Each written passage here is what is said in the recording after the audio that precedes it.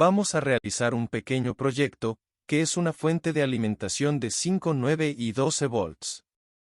Lo primero que vamos a realizar es alambrar el circuito en la protoboard, o también conocida tablilla de pruebas. Aquí, tengo precisamente los tres reguladores de voltaje de 5, 9 y 12 volts. El diagrama electrónico es muy sencillo, ya lo mostré en un video pasado, aunque si no tienen aún el diagrama, me pueden escribir un correo electrónico y se los envío sin inconvenientes. Una vez que tengan el diagrama y para que el video no se alargue demasiado, coloqué en cámara rápida la conexión de los diodos rectificadores. A este primer paso se le conoce como etapa de rectificado.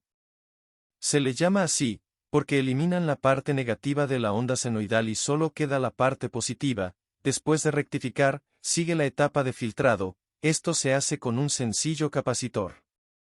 Antes de realizar unas sencillas pruebas, es necesario alimentar a los reguladores de voltaje. Para eso son los puentes que pueden observar. Un puente es para el voltaje positivo y el otro para el negativo. Ahora sí, estamos listos para comenzar con unas pequeñas pruebas de funcionamiento. Para eso utilizaremos el multímetro digital en la escala de volts de CD. Voy a iniciar midiendo en la entrada y en la salida del regulador de voltaje, por lo tanto voy a encender el multímetro y voy a comenzar con el regulador de 5 volts, en la entrada debo de tener un voltaje aproximado de 15 volts, voy a ver cuánto es lo que me indica. 14.79 volts es lo que indica el multímetro y en la salida debo tener algo cercano a 5, que es 4.96 volts. El segundo regulador de voltaje es de 9 volts, en la terminal de entrada debemos tener el mismo valor que en el regulador anterior, es decir un valor cercano a 15 volts, en este caso ya no lo voy a medir porque el voltaje que me interesa es el de salida. 8.87 volts es el valor obtenido. Por último, medimos en la entrada del regulador de 12 volts, tengo que tener un valor aproximado a 15 volts. Y en la salida 11.73 volts, lo cual es correcto porque es un valor muy cercano a 12 volts. Con estas pruebas, comprobamos que nuestra fuente funciona perfectamente. Ahora, pasemos a otra actividad. Vamos a realizar la PCB o placa de circuito impreso de la fuente de alimentación que acabamos de elaborar. Lo haremos de dos formas distintas. La primera es de la forma tradicional, usando cloruro férrico y elaborando las pistas con un plumón de aceite. Primero, recortaremos una calca de las pistas de la PCB, esta será nuestra guía en la placa de cobre. Una vez hecho el recorte, lo pegaremos a la placa de cobre, pero antes de eso recomiendo lijar perfectamente la placa para así eliminar cualquier tipo de suciedad, grasa o imperfección.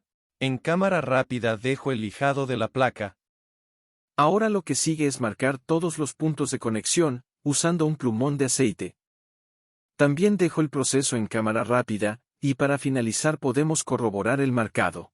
Ya por último debemos unir los puntos de conexión. Para eso, es importante seguir la guía o referencia que utilizamos, y nos podemos apoyar de una regla para que las pistas nos quede lo más derecho posible.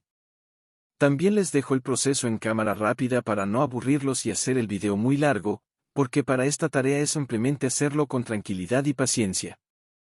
Les debo de comentar que este método es un poco tardado, requiere de su tiempo y la verdad, ya es algo antiguo, tanto así que prácticamente se ha eliminado, sobre todo desde el surgimiento de los programas o herramientas CAD. Pero como primera experiencia, para alguien que va iniciando en el mundo de la electrónica, es buena práctica el aprender este proceso. Aquí, tenemos lista la placa de cobre, así como esta la debemos sumergir en cloruro férrico. La sustancia es muy abrasiva y lo que hará es eliminar el cobre que no está delineado con el plumón de aceite. Por lo tanto buscaremos un recipiente de plástico, al cual agregaremos un poco de agua. El agua es para rebajar el cloruro férrico. Como les había comentado, esta sustancia es muy abrasiva, y funciona perfectamente si la rebajamos con agua. En este momento voy a agregar un poco de cloruro férrico, diluido en un poco de agua. La cantidad necesaria varía dependiendo del recipiente y del tamaño de la placa, porque el único requisito es que la placa se sumerja totalmente en la sustancia. Listo, ya tenemos la sustancia en el recipiente. Lo único que tenemos que hacer es agregar la placa, y esperar un tiempo, el suficiente para que el cloruro férrico actúe sobre la placa de cobre. Entre 5 y 10 minutos es un periodo de tiempo aceptable para que el cloruro férrico actúe en la placa. Ustedes pueden verificar en el mismo recipiente agitándolo un poco que ya no exista cobre de manera visible. Y listo, aquí tengo la placa. Como pueden ver, ya no existe el cobre alrededor de las pistas marcadas con el plumón de aceite. Ese es el objetivo final de esta primer parte del video. En la parte número 2 ensamblaremos los componentes electrónicos y los vamos a soldar. Terminando esto tendremos lista la fuente de alimentación de 5, 9 y 12 volts. Con esto concluimos el video del día de hoy, pero antes los invito a suscribirse al canal y también no se les olvide seguirnos en nuestras redes sociales y visitar la página web de Electroclub. Nos saludos y nos vemos hasta la próxima.